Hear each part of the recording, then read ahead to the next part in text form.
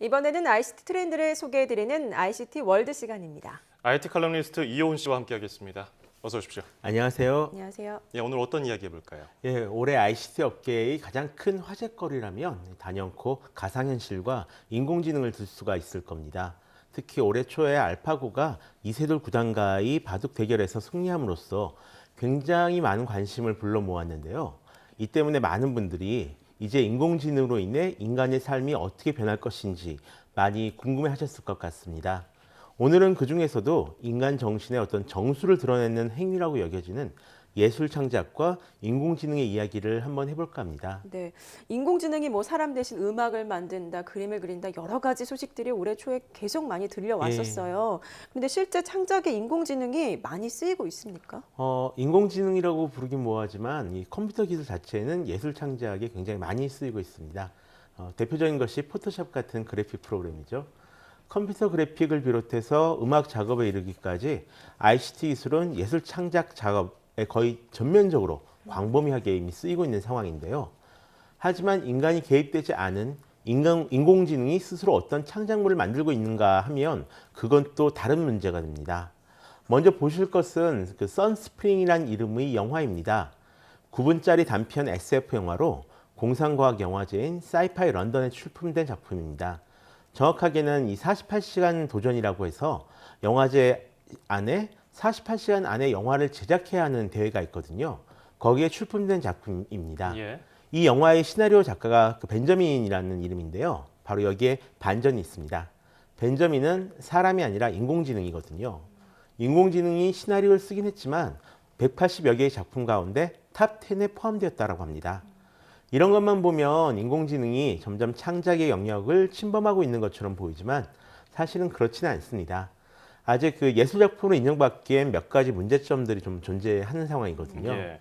사실 창작 예술 분야만큼은 인공지능이 들어오지 않았으면 좋겠다 이렇게 생각하는 분들이 많거든요. 그러면은 이 AI가 만든 창작 예술 작품에는 어떤 문제점들이 있었습니까? 일단 그 예술이란 무엇인가 이 문제가 있습니다. 이 사전에 나온 정의를 보자면 미적 작품을 만드는 인간의 창조 활동이라고 되어 있는데요. 지금까지 나온 인공지능의 창작 활동을 보면 대부분 미리 주어진 데이터를 학습한 다음에 어떤 패턴을 새롭게 추출해서 다른 형태의 콘텐츠를 만드는 형식입니다.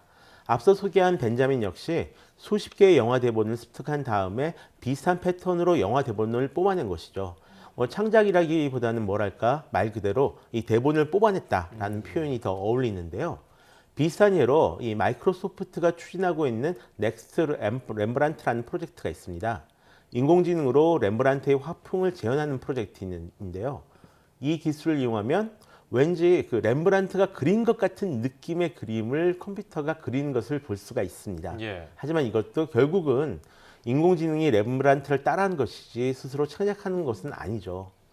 또 지금 이제 보시는 화면은 콜로수스라는 음악을 연주하는 장면인데요. 음악 작곡 인공지능인 I.am Us가 만들어낸 곡입니다.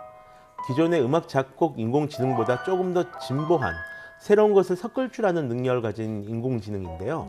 아무리 그렇다고 해도 기본적으로는 인간이 이미 만들어 놓았거나 습득한 그런 음악적 규칙을 바탕으로 곡을 만들 수밖에 없습니다. 예. 결국 창작이라기보다는 모방과 변형을 통한 재창조라는 말이죠.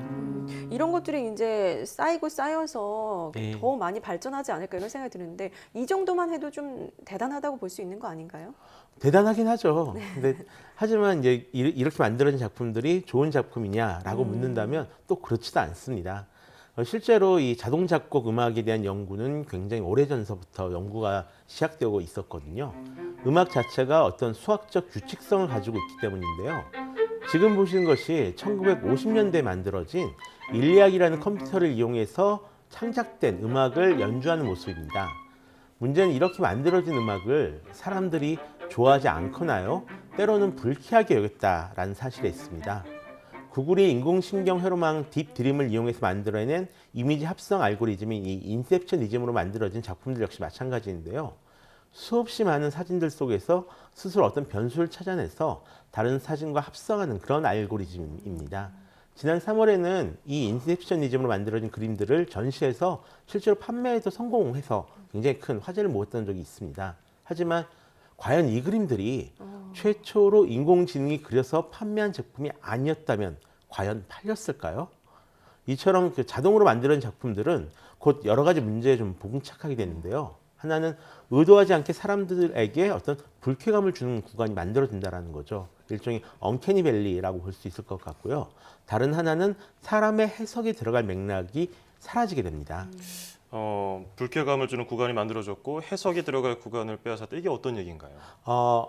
예술의 정의가 달라진 건데요. 예. 현대예술 같은 경우는 보는 사람이 어떻게 해석하는가, 시장에서 얼마만큼의 가치를 만들어내는가가 더 중요하게 여겨집니다. 또 제작 방법도 그에 따라서 많이 달라졌는데요. 수십 명의 스태프들이 함께 작업을 하기도 하고요. 아예 작가가 그 생각한 작품을 스스로 만들지 않고 그냥 주문 제작하기도 합니다. 예. 이걸 거꾸로 생각하면 예술 창작이라는 면에서 인공지능은 어떤 가능성을 가지고 있기는 하지만 과연 사람들이 그걸 예술로 인정하겠는가 하는 거죠. 아무리 멋진 그림이라도 사람들에게 작품으로 받아들여지지 않는다면 다 이게 소용없는 일이거든요. 예. 그런 면에서 앞으로 예술을 하고 싶은 사람들에게 분명히 AI가 좋은 도구가 될 수는 있겠지만 예술 창작 그 자체는 앞으로도 좀 어렵지 않을까 보고 있습니다. 아마 어떤 분야든 인공지능이 어떤 도구로서 잘 활용됐으면 좋겠지. 이게 뭐 창작 그 자체를 해서 나의 네. 직업까지 가져가는 그런 일은 벌어나지 않았으면 좋겠다는 생각도 많이 할 것 같은데요. 그렇다면 앞으로 인공지능이 예술 창작에는 어떤 영향을 끼칠 것으로 전망하십니까? 일단 작품 활동을 하고 싶은 분들을 좀 돕는 도구가 될 수 있을 거라고 생각합니다. 구글의 마젠타 프로젝트는 그 인공지능을 이용해서 새로운 작품들을 만들어내는 프로젝트인데요. 입력된 작품들을 다른 형태로 다시 작업하는 그런 형태의 인공지능입니다. 이런 작품들은 이제 음악을 미술로 바꾼다던가 아니면 영화를 그림으로 바꾼다던가 해서 사람들이 어떤 새로운 창작에 영감을 불러 넣어줄 수 있을 것으로 보입니다. 또 다른 것으로 주쿠덱이라는 서비스가 있습니다. 이 서비스는 장르와 분위기, 곡 길이를 입력하면 자동으로 음악을 만들어주는 이제 인공지능 서비스인데요. 자신이 찍은 영상에 간단한 배경음악이 필요한 사람들에게 좋은 반응을 얻고 있다라고 합니다. 이렇게 인공지능의 도움을 받는다면 앞으로 더 많은 사람들이 좀 활발한 창작 활동을 할 수 있지 않을까 생각하고 있습니다. 예. 인공지능의 영역이 과연 어디까지 다가갈 수 있을지 지켜보도록 하겠습니다. 자, 지금까지 IT 칼럼니스트 이호훈 씨와 함께 인공지능과 예술 창작에 대해서 알아봤습니다. 오늘 고맙습니다. 고맙습니다.